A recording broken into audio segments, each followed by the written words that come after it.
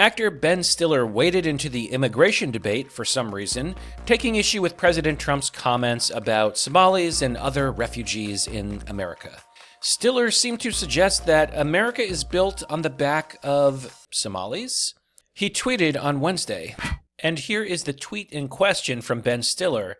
Somalis are not garbage. Immigrants and refugees from anywhere are people like you and me. They should not be demonized. This country is built on the backs of people who came from other places. It's what our country is all about. So our country is built on the backs of people who scam taxpayers out of $1 billion. Is that helping us build the country? And there's a lot of people trying to roast Ben Stiller in the comments. We'll just look at one. One guy wrote, "You live in a castle behind a wall, far away from perpetual third world scammers." Ben Stiller said, "I live in Manhattan." So, admittedly, kind of a funny clapback from Ben Stiller, but I would be quick to note he lives in the Upper West Side. So, not too many desperate refugees living there, but I think I'm okay with sending some over there. I think I'm okay with that. And when I say that they were scamming the American taxpayer, this is not just talk. I'm talking about convictions from the federal government of 59 people from the Somali community in Minnesota. I hate to say it, but that is what actually happened. And if you don't believe me, then you might refer to the newspapers. Ironically, what Ben Stiller is doing, insinuating that it's racist to criticize the refugee or immigration policy, this is what stopped the scandal from being exposed in the first place. The fraudulent charities in Minnesota threatened to cry racism in order to stop Tim Walz and his administration from taking any action, and it worked. Here's from the New York Post. Quote, "Dozens of fraudsters, almost all Somali immigrants, set up sham nonprofits, billed the state for services they never actually delivered, and used the cash to fund lavish lifestyles." So Ben Stiller says, just like you and me. I don't know. I don't do that. Does Ben Stiller set up fraudulent charities and take hundreds of thousands in taxpayer money?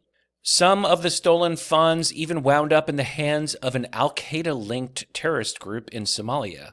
Great. Federal prosecutors have convicted at least 59 scammers with dozens more charged. So we're not talking about one guy and then making a generalization. We're talking about 59 people, at least that's who's been convicted, and they're from the Somali community. Not to say all Somalis are doing this, but that's kind of where it was coming from. And it's being reported by national newspapers. The New York Post and even the New York Times is not hiding what happened.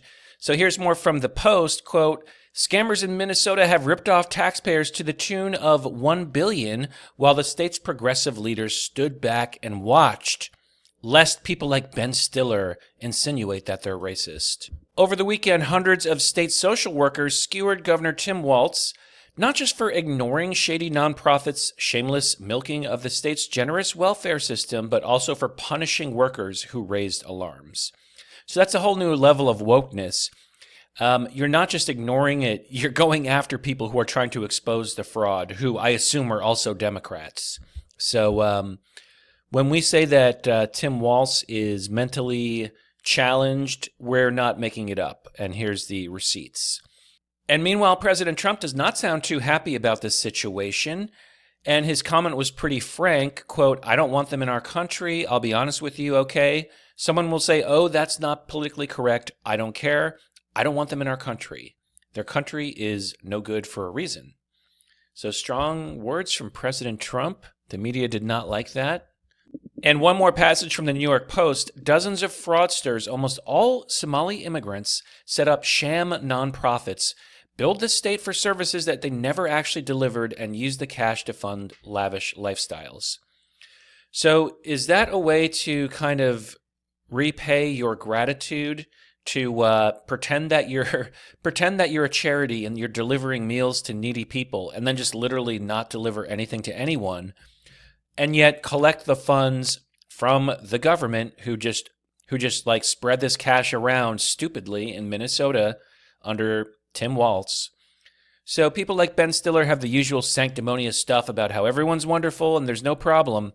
Does Ben Stiller care about what happened? Does he care about the fraud? Does he know about it? Has he read about it? Or has he just seen the clip of President Trump saying something a little inflammatory? Hey, President Trump is indignant on behalf of the American taxpayer, so that's kind of why he got elected, frankly. And I'm a little indignant too, so thanks for listening to my righteous indignation on Michael M. Vlog. Be sure to follow me right here on YouTube or Facebook.